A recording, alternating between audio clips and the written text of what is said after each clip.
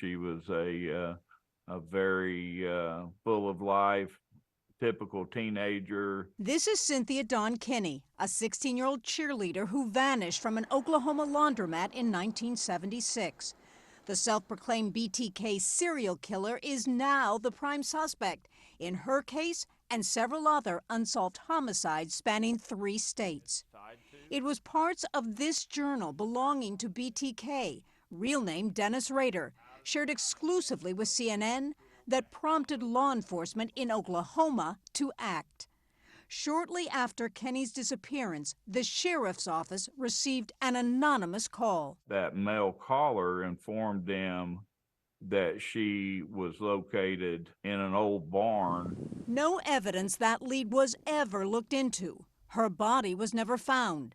But authorities are now looking at this journal entry by Rader. Bad wash day.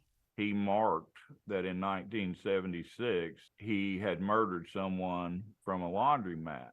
For the first time, law enforcement is revealing detailed drawings made by Rader, showing young girls tied and bound in barns. Our hope was to get these drawings out in hopes that someone will recognize these barns. As investigators combed through Rader's old files for clues that could link him to Kinney's murder and several others, an unexpected volunteer stepped forward. His daughter, Carrie Rawson. If he's innocent on these, I will defend him. If he is guilty, I will nail him to the wall. Working with authorities, Rawson visited her father in prison for the first time in 18 years. He's in a wheelchair. He has no teeth left.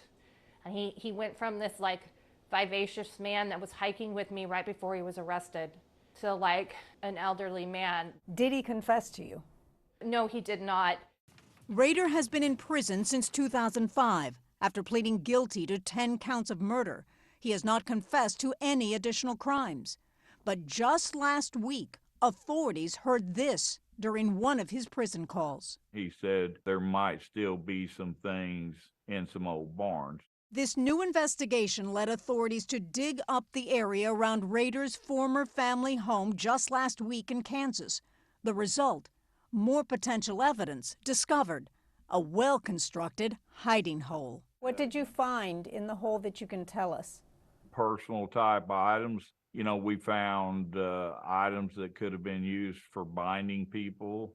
We found some different remains from materials, you know, carpet fibers,